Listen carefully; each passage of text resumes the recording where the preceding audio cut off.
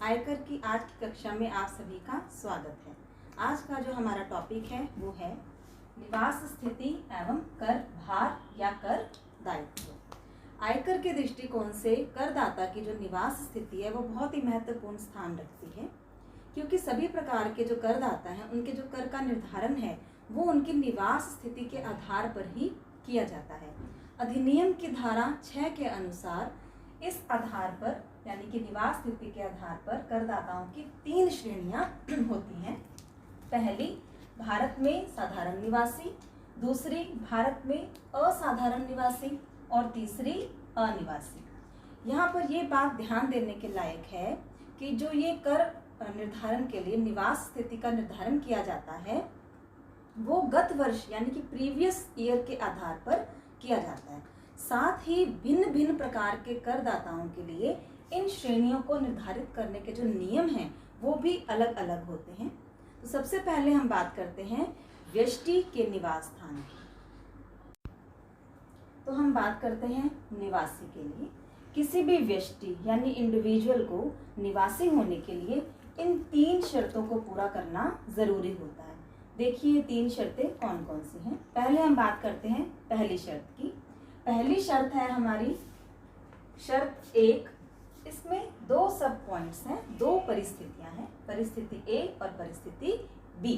परिस्थिति ए के अनुसार प्रीवियस ईयर में कुल मिलाकर यदि वह व्यक्ति 182 दिन या इससे ज्यादा भारत में रहा हो। और परिस्थिति बी क्या है, गत वर्ष के यानी प्रीवियस ईयर के तुरंत पहले के 4 सालों में 365 दिन या इससे अधिक भारत में रहा हो। लेकिन इसके साथ ये भी है कि वो प्रीवियस ईयर में भी कम से कम 60 दिन भारत में रहा हो। तो शर्त नंबर 1 में 2 परिस्थितियां हैं, परिस्थिति ए और परिस्थिति बी। इन दोनों में से किसी भी एक परिस्थिति के पूरा होने पर शर्त नंबर 1 पूरी हुई मानी जाती है। इस पे ध्यान दें, इन दोनों परिस्थितियों में किसी भी एक परिस्थिति के पूरा होने पर शर्त नंबर 1 पूरी हुई मानी जाती है।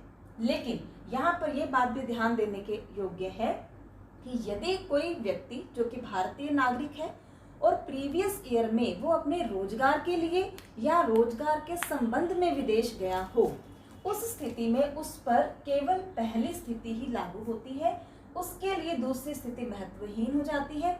यानी कि ऐसे व्यक्ति के लिए शर्त नंबर 1 पूरी हुई तभी मानी जाएगी जबकि वो शर्त नंबर 1 की पहली परिस्थिति को पूरा कर दे। अब हम बात करते हैं शर्त नंबर 2 की। शर्त 2 क्या है, देखिए प्रीवियस ईयर के तुरंत पहले के 10 सालों में कम से कम वो 2 साल तक भारत में निवासी रहा हो। इसका क्या मतलब है, इसका मतलब ये है कि प्रीवियस ईयर से ठीक पिछले 10 सालों में कम से कम 2 सालों तक उसने पहली शर्त की पूर्ति की हो।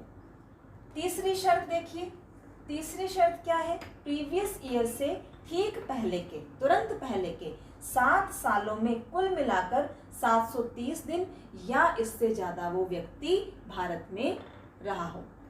इन 3 शर्तों में पहली शर्त को हम आधारभूत शर्त के नाम से जानते हैं और इन शर्त नंबर 2 और शर्त नंबर 3 को हम अतिरिक्त शर्तों के नाम से जानते हैं। तो कोई भी व्यक्ति इंडिविजुअल निवासी केवल तभी कहलाएगा जब वो शर्त नंबर 1, शर्त नंबर 2 और शर्त नंबर 3 तीनों की ही वो पूर्ति कर दे। तो ये आपने पढ़ा, इसमें जाना कि कोई व्यष्टि निवासी कब कहलाता है। यहाँ एक बात और ध्यान देने वाली है कि जो हम इन दिनों की गणना करते हैं कि 182 दिन भारत में रहा हो या उससे ज़्यादा, 365 दिन या 60 दिन, यहाँ पर ये ध्यान देने की बात है कि ये अवधि लगातार ही हो, ये ज़रूरी नहीं है। और दूसरी बात ये भी ज़रूरी नहीं है कि वो व्यक्ति भारत में एक ही जगह पे रहा हो, वो होटल में भी रह सकता है, दोबारा वो धर्मशाला में भी रुक सकता है। तो लगातार अवधि का होना भी ज़रूरी नहीं है। कुल मिलाकर इन दिनों की संख्या गिन ली जाती है और ना ही एक स्थान पर रहना आवश्यक होता है। अब हम इसमें दूसरे पॉइंट की बात करते हैं, असाधारण निवासी की।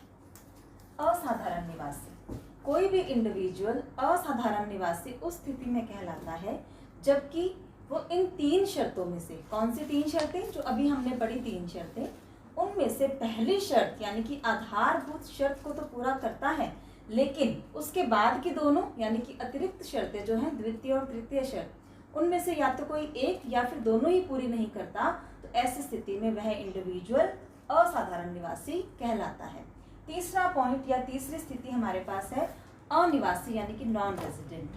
कोई भी व्यक्ति अनिवासी उसी स्थिति में कहलाता है जबकि वो पहले बताई गई 3 शर्तों में से पहली शर्त को ही पूरा नहीं करता।